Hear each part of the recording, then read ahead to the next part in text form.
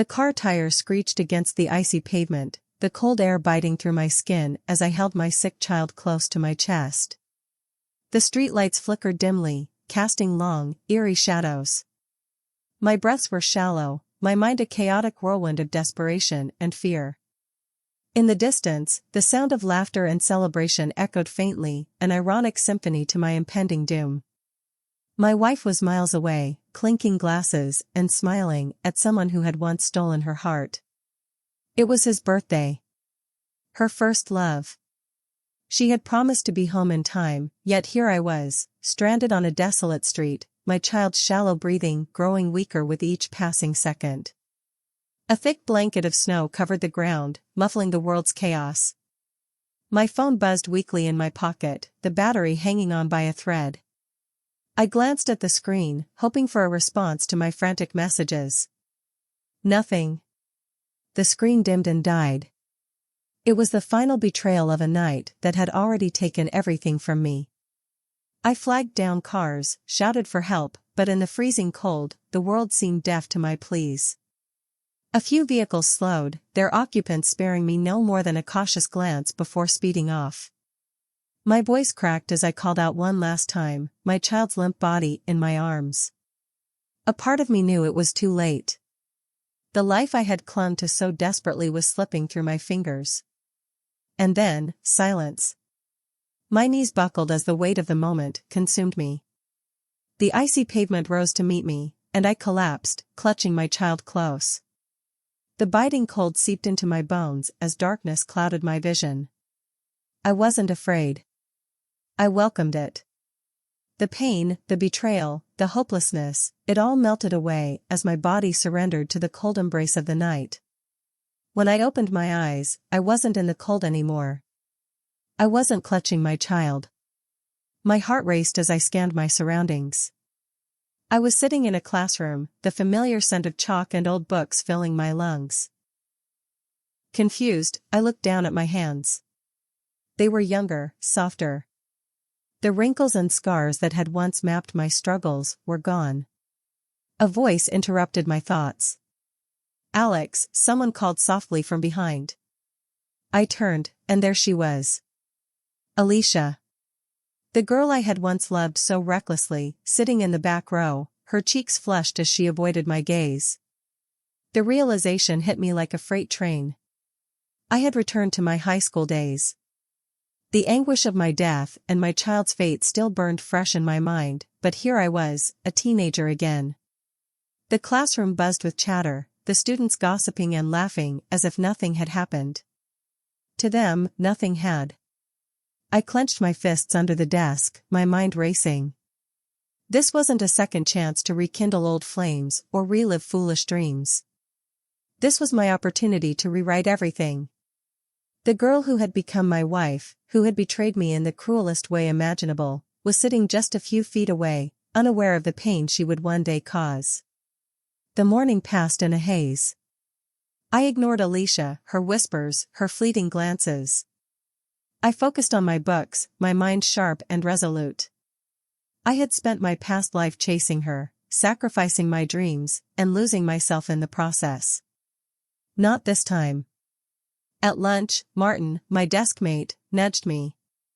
"Hey, Alex, you're not getting Alicia her favorite dish today," he teased, his grin wide.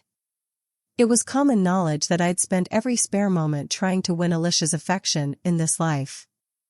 I'd buy her food, carry her books, even skip classes, to run errands for her. I shook my head, offering a curt, "No." Martin's grin faltered. "Wait, what? Did something happen?" "Nothing happened," I replied, focusing on my tray of food. "I just realized it's pointless." The cafeteria buzzed with whispers as the other students overheard. Even the chef, who had grown accustomed to my daily requests for Alicia's favorite squirrel fish, raised an eyebrow. Alicia, standing at the end of the food line, met my gaze. Her eyes widened in surprise, her tray trembling slightly in her hands.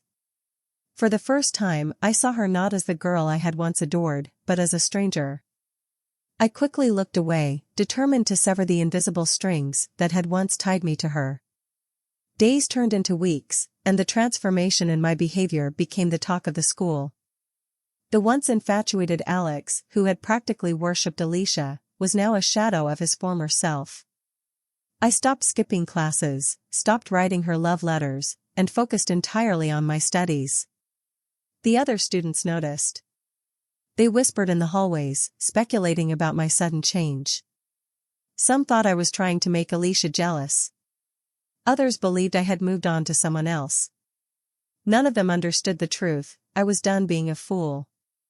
During a class break, Lisa, Alicia's deskmate, leaned over to her. "He's just playing hard to get," she whispered.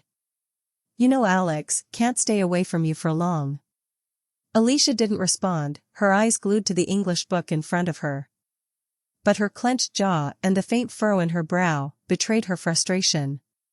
She wasn't used to being ignored, especially not by someone who had once adored her so openly. The day of the school's dance competition arrived. In my previous life, I had gone to ridiculous lengths to support Alicia during this event.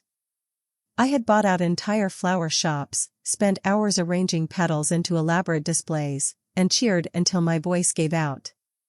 None of it had mattered. She had danced beautifully, basked in the applause, and spared me no more than a passing glance. This time I stayed in the classroom, using the quiet to study. When Martin returned, he looked at me incredulously. "You didn't come to watch?" Alicia was completely off her game. She kept looking at the audience, like she was searching for someone. I shrugged, flipping through my textbook. "Not my problem." Martin hesitated, his voice dropping to a whisper.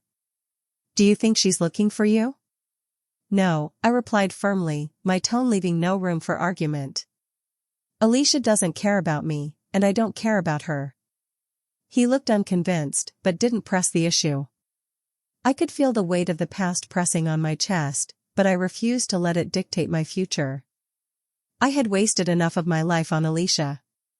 This time I would live for myself. That evening, as the school emptied and the sun dipped below the horizon, I sat alone in the classroom, my pen scratching against the paper as I worked through a set of math problems. The silence was comforting, a stark contrast to the chaos that had once consumed my days. The door creaked open, and I looked up to see Alicia standing there. Her expression was a mixture of anger and confusion. "Alex," she said, her voice trembling slightly, "what's going on with you?" I leaned back in my chair, crossing my arms. "What do you mean?" "You've been ignoring me," she said, her frustration evident. "You used to, you always cared." I met her gaze, my expression cold. "I've realized some things. That's all." She took a step closer, her fists clenched at her sides. "You can't just change overnight. What are you trying to prove?" I stood, gathering my books. "I'm not trying to prove anything, Alicia.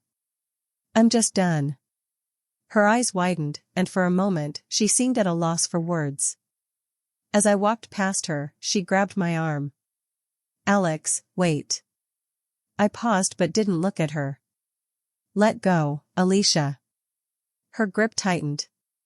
"Why are you doing this?" I turned to face her, my voice steady and resolute. "Because I've finally realized that some things aren't worth fighting for." For the first time, I saw vulnerability in her eyes. But I didn't let it sway me. Without another word, I walked out of the classroom, leaving her standing there in silence. As I stepped into the cool night air, a sense of freedom washed over me. The path ahead was uncertain, but one thing was clear: I was no longer the Alex who lived for someone else. This was my life, and I was taking it back.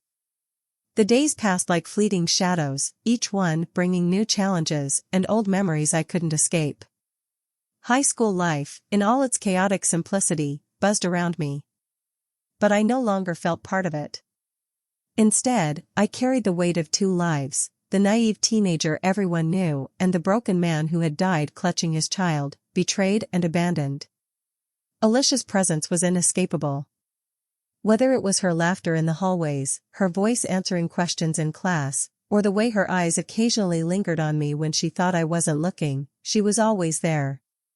And yet, I refused to acknowledge her. The wounds from my previous life ran too deep. I had no intention of reopening them. The whispers started as rumors often do, spreading like wildfire through the school. Alex and Alicia had a fight, someone whispered during lunch. I heard Alex likes someone else now, another chimed in.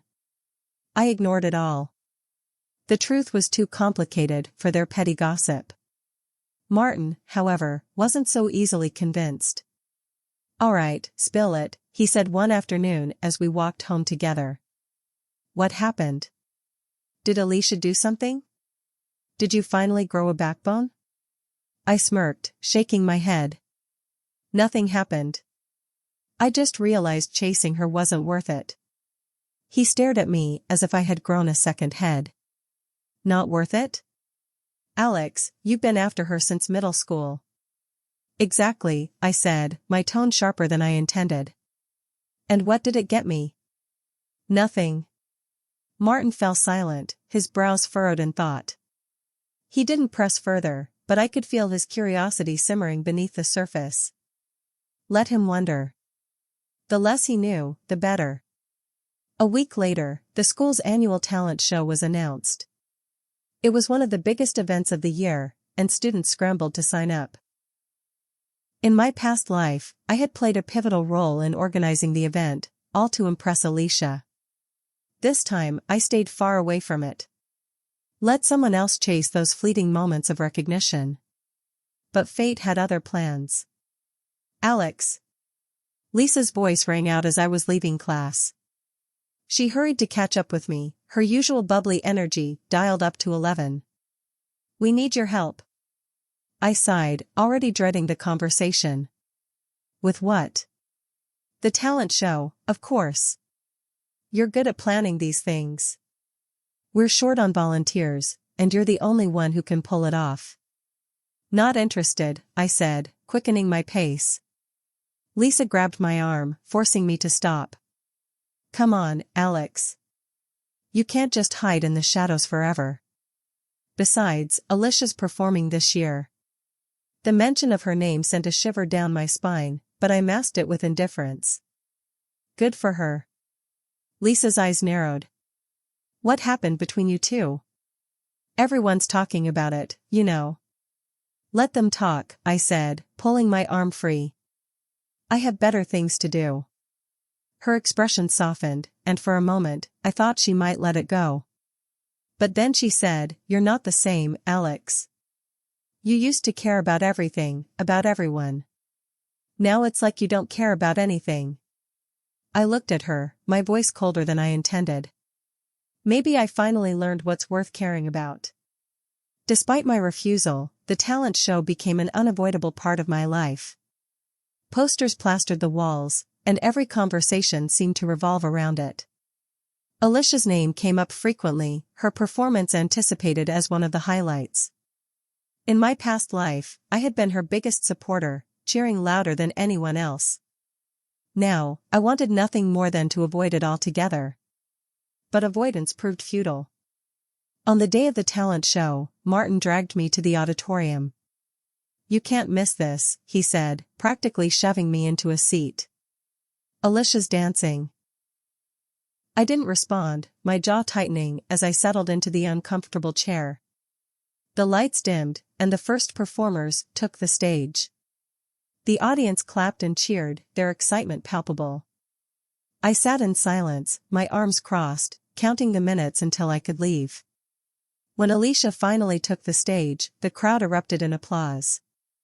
She wore a flowing white dress, her movements graceful and fluid. The music swelled, and she danced with a passion that captivated everyone. Everyone except me.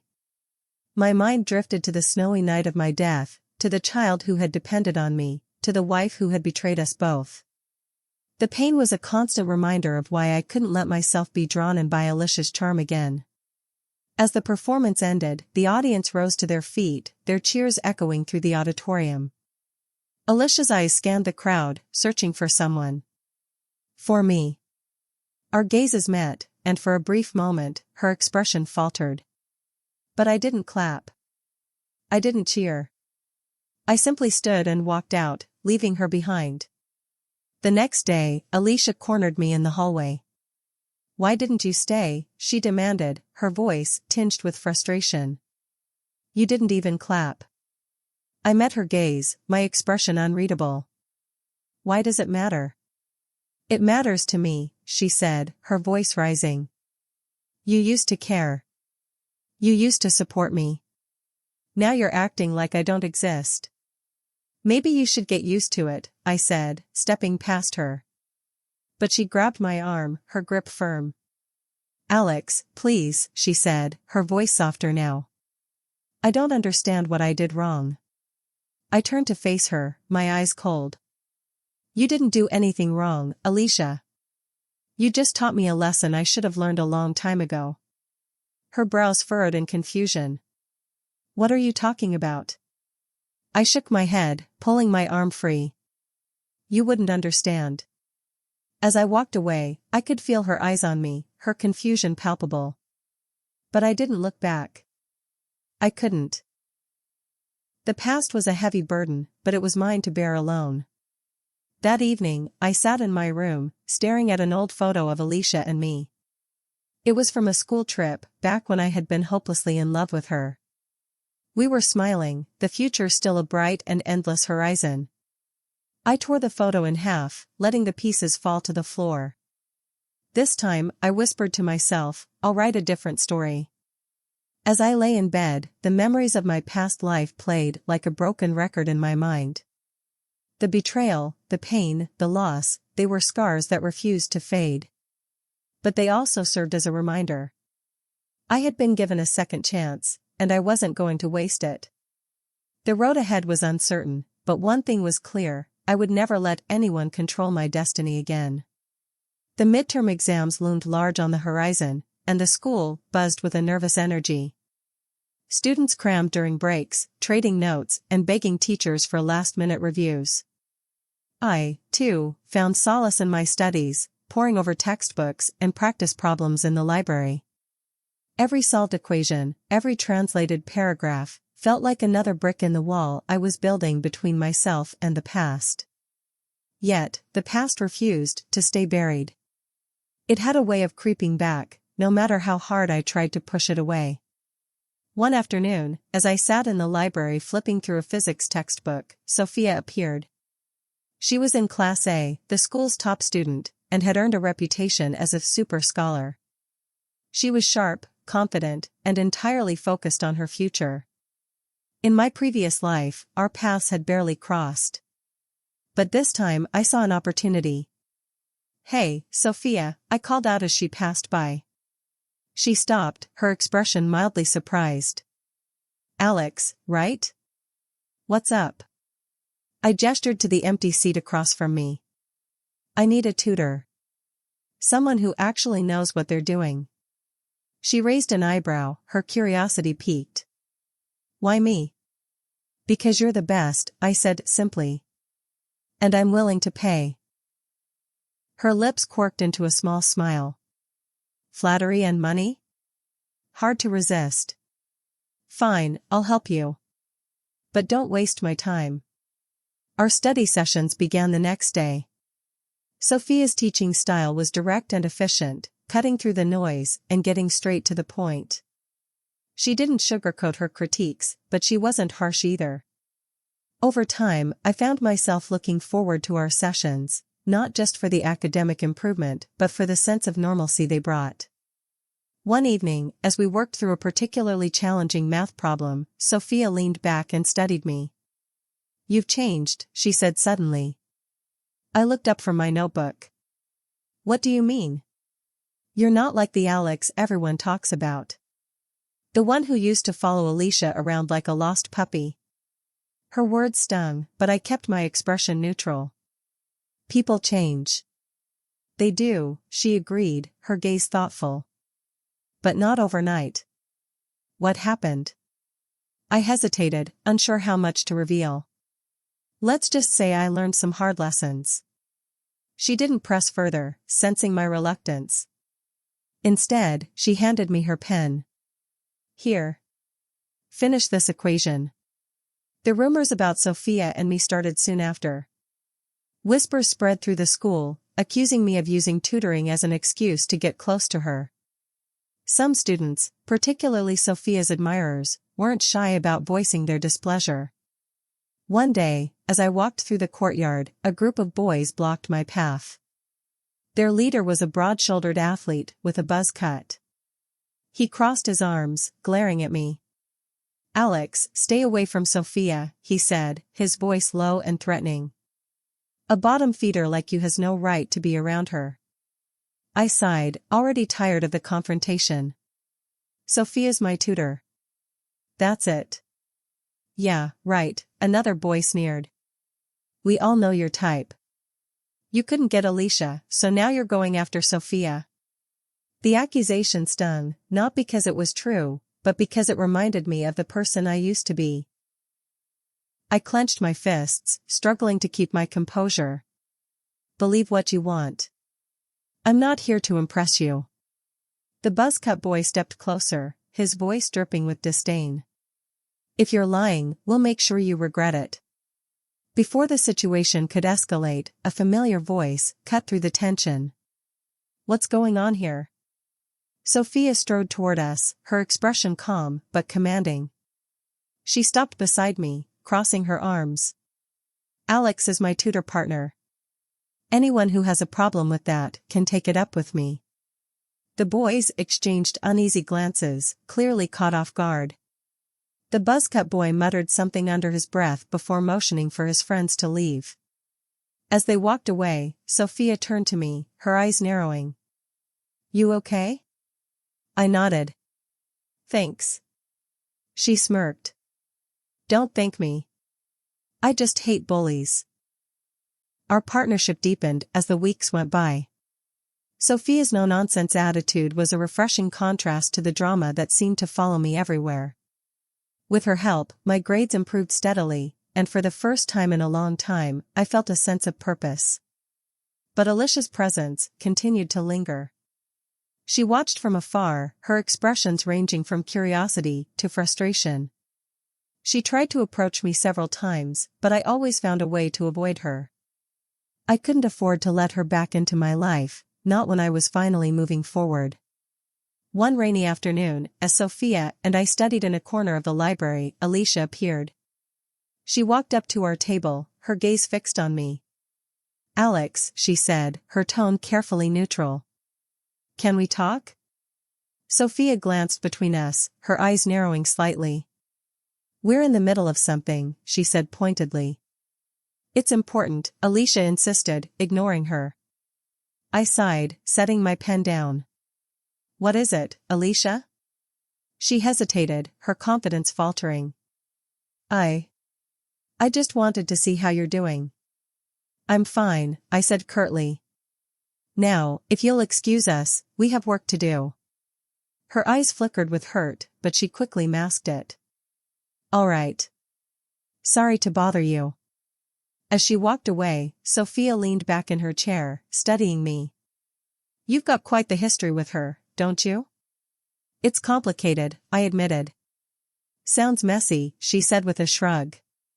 "But hey, that's none of my business." For once, I was grateful for Sophia's bluntness. She didn't pry or judge, she simply let the moment pass.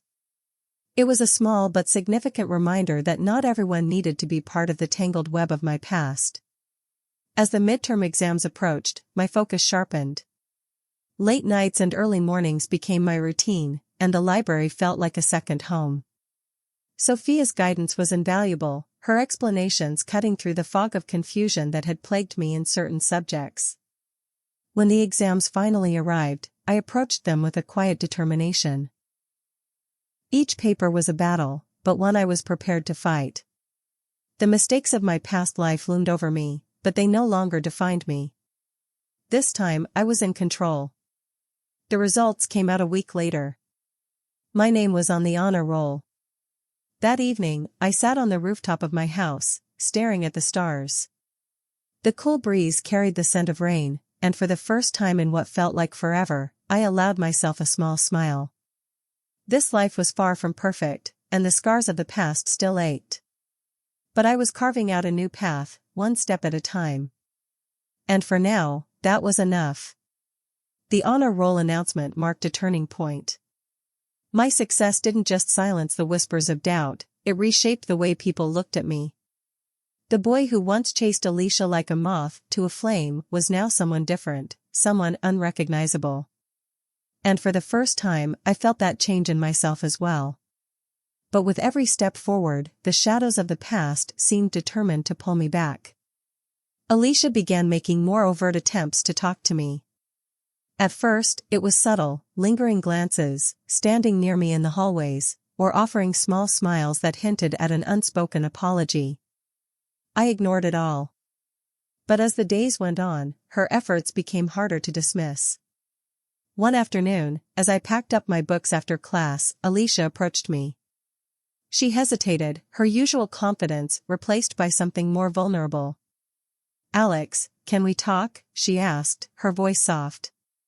I glanced at her briefly, before returning my attention to my bag. "I'm busy." "Please," she pressed, stepping closer. "Just for a minute." Her tone carried a desperation I hadn't heard before, and despite myself, I felt a pang of curiosity. Against my better judgment, I nodded. "Fine. 1 minute." We stepped into the empty hallway, the hum of distant chatter fading into the background. Alicia fidgeted with the strap of her bag, her eyes avoiding mine. "I don't understand what I did," she began, her voice trembling slightly. "Why are you treating me like this?" I leaned against the wall, crossing my arms. "Does it matter?" "Of course it matters," she said, her voice rising. "We used to be friends. You cared about me." "I cared too much," I said bluntly. "And it got me nowhere." She flinched, as though my words had physically struck her. "So that's it? You're just done with me?" "Yes," I said, my tone cold. "I've moved on, Alicia. Maybe you should too."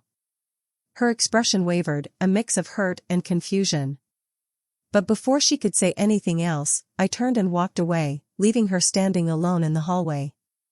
That evening, Sophia and I met at the usual spot, a small cafe near the school. She had insisted on celebrating my spot on the honor roll, and despite my reluctance, I agreed. The cafe was warm and inviting, the smell of freshly brewed coffee filling the air. "You did it," Sophia said, raising her cup of tea in a mock toast. "From Class F to the top 10. I smirked, clinking my cup against hers. "Couldn't have done it without you." "True," she said with a grin. "But don't let it go to your head." For the first time in weeks, I felt a genuine sense of happiness. Sophia's straightforward nature and sharp wit were a welcome contrast to the drama that seemed to follow me everywhere else. With her, I didn't have to explain myself or hide behind a mask. "So," she said, leaning forward. "What's next?" "Next?" I asked, raising an eyebrow. "Yeah. You've proven yourself academically. What's your next move?" I hesitated, caught off guard by the question. In truth, I hadn't thought much beyond surviving the day-to-day. The future was a blank canvas, and for the first time I wasn't sure how to fill it. "I don't know," I admitted. "I guess, just keep moving forward." She nodded, her gaze thoughtful. "Good answer. Just don't lose sight of what's important." Her words stayed with me long after we parted ways. For all my focus on escaping the past, I hadn't stopped to consider what kind of future I wanted to build. The possibilities were both exhilarating and terrifying. The next day, Alicia's behavior took an unexpected turn. She stopped trying to approach me directly, opting instead for more subtle gestures. She left a bottle of water on my desk during gym class, her handwriting scrawled on the label, "Stay hydrated." She slid a note into my locker, a simple "good luck on your next test." It was unsettling. Alicia had always been direct, almost brazen in her actions. This new, quiet persistence felt wrong. Like she was trying to undo something she didn't fully understand. Sophia noticed the shift immediately. During one of our study sessions, she leaned back in her chair and crossed her arms. "She's trying to get to you." "Who?" I asked, feigning ignorance. She rolled her eyes. "Alicia. Don't play dumb." I sighed, rubbing the bridge of my nose. "It doesn't matter." "Doesn't it?" Sophia said, her tone sharper than usual. "She's clearly not giving up." "That's her problem," I said firmly. "Not mine." Sophia studied me for a long moment before nodding. "All right. Just don't let her drag you back into the mess." Despite my best efforts to ignore her, Alicia's persistence began to wear on me. Each small gesture, each lingering glance, chipped away at the walls I had built around myself. Memories of our past life resurfaced, unbidden and unwelcome. The good moments, the laughter, the promises, clashed with the pain of betrayal, creating a storm of conflicting emotions.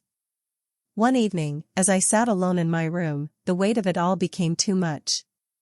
I pulled out the torn photo of Alicia and me, the edges frayed from where I had ripped it in half. I stared at it for a long time, the past and present colliding in a way that left me breathless. "This life is different," I whispered to myself. "I won't make the same mistakes." But even as I said the words, a small, nagging voice in the back of my mind whispered doubts. Could I truly escape the shadows of the past? Or was I doomed to repeat the same cycle, no matter how hard I tried to break free? The answers came sooner than I expected.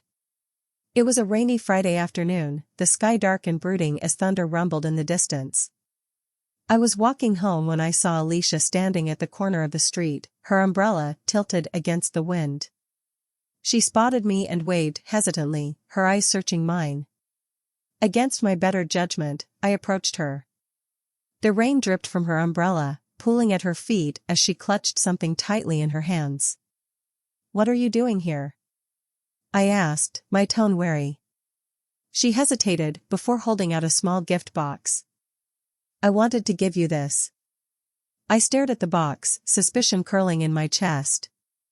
"Why?" "Because I owe you," she said softly. "For everything." Her words caught me off guard, the sincerity in her voice cutting through my defenses. Slowly, I took the box and opened it. Inside was a keychain, a simple, unassuming trinket shaped like a shooting star. "I remember you used to talk about reaching for the stars," she said, her voice barely audible over the rain. I thought, maybe this could be a reminder. I clenched the box tightly, emotion swirling inside me.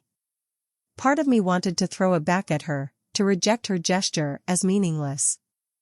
But another part, the part that still remembered the boy who had once loved her unconditionally, hesitated. "Alicia," I began, my voice low. "This doesn't change anything." "I know," she said, her eyes glistening. "But it's a start." As the rain poured down around us, I turned and walked away, the keychain heavy in my pocket. The storm inside me raged on, but one thing was certain, the threads of the past were tightening, and I couldn't ignore them forever. The rain had stopped by the next morning, leaving behind a world washed clean. The streets glistened under the pale sunlight, and a cool breeze swept through the trees. Yet, the storm inside me lingered. Alicia's gift, the small keychain shaped like a shooting star, sat on my desk, mocking me with its simplicity. I had tossed and turned all night, questioning her intentions and my own resolve. What did she want from me? And why did I still care? At school, life continued as usual. The classrooms buzzed with chatter, and students darted through the hallways, their laughter echoing off the walls. But for me, everything felt muted, like I was watching the world from behind a glass wall. Sophia noticed my distraction almost immediately. During lunch, she set her tray down across from mine and folded her arms. "All right, spill it," she said, her sharp eyes locking onto mine. I poked at my food, avoiding her gaze. "Nothing to spill." Don't give me that, she said, leaning forward. You've been off all morning. Is it Alicia? Her name alone sent a ripple of irritation through me. I sighed, finally meeting Sophia's gaze. She gave me something yesterday. A keychain. Sophia raised an eyebrow. And? I don't know what to do with it, I admitted, the frustration clear in my voice. It feels like she's trying to make up for something, but it's too late for that. Sophia considered this for a moment before shrugging. So don't do anything. I frowned. What do you mean? You're overthinking it, she said, her tone matter of fact. If the keychain bothers you, throw it away. If it doesn't, keep it. Simple as that. Her bluntness caught me off guard, but I couldn't deny the logic in her words. For all the turmoil Alicia's actions had stirred within me, the solution was surprisingly simple. I didn't owe her anything. That evening, I stood on the rooftop of my house, the keychain clutched in my hand. The city stretched out before me, its lights twinkling like stars against the darkening sky. I held the keychain up, letting it catch the faint glow of the moonlight. For a moment, I considered tossing it into the wind, letting it fall into the oblivion below. But something stopped me. Maybe it was the memory of who I had once been, the boy who had dared to dream, who had believed in the impossible. Or maybe it was something else, something I couldn't quite name. With a sigh, I slipped the keychain into my pocket. Not as a token of forgiveness, but as a reminder. A reminder that I had survived, that I was stronger now than I had ever been. The next few weeks passed in a blur. I threw myself into my studies, pushing harder than ever before. With Sophia's help, I climbed higher academically, solidifying my place among the school's top students. The whispers about me and Alicia gradually faded, replaced by talk of my achievements. But Alicia wasn't done. One afternoon, as I was leaving school, she caught up to me. Her face was flushed, and she was out of breath, as though she had run across the campus to find me. Alex, she called, her voice tinged with urgency. Wait. I stopped, reluctantly turning to face her. What is it, Alicia? She hesitated, her hands clenching and unclenching at her sides. I wanted to apologize. I raised an eyebrow, crossing my arms. For what? For everything, she said, her voice barely above a whisper. For taking you for granted. For not seeing how much you cared. For hurting you. Her words hung in the air, heavy with sincerity. For a moment, I didn't know how to respond. The apology I had once dreamed of was finally here, but it felt hollow, too little too late. Alicia, I said, my voice steady. I appreciate your apology. But it doesn't change anything. Her eyes widened, a flicker of desperation crossing her face. It could. If you let it. I shook my head. No, it can't. You made your choices, and I made mine. This is the path I've chosen, and I'm not looking back. She looked like she wanted to argue, to say something that would convince me to stay. But in the end, she simply nodded, her shoulders sagging with defeat. I'm sorry, she said again, her voice barely audible. Then she turned and walked away, leaving me standing alone in the fading light. That night, I sat at my desk, staring at the keychain on the corner. Alicia's apology had stirred something within me, but it wasn't enough to undo the pain of the past. I knew now that my journey wasn't about revenge or holding on to old wounds. It was about letting go, about finding the strength to move forward. With a deep breath, I picked up the keychain and slipped it into my drawer. Not as a symbol of reconciliation, but as a reminder of how far I had come. Graduation came faster than I expected. The ceremony was a blur of speeches, applause, and bittersweet goodbyes.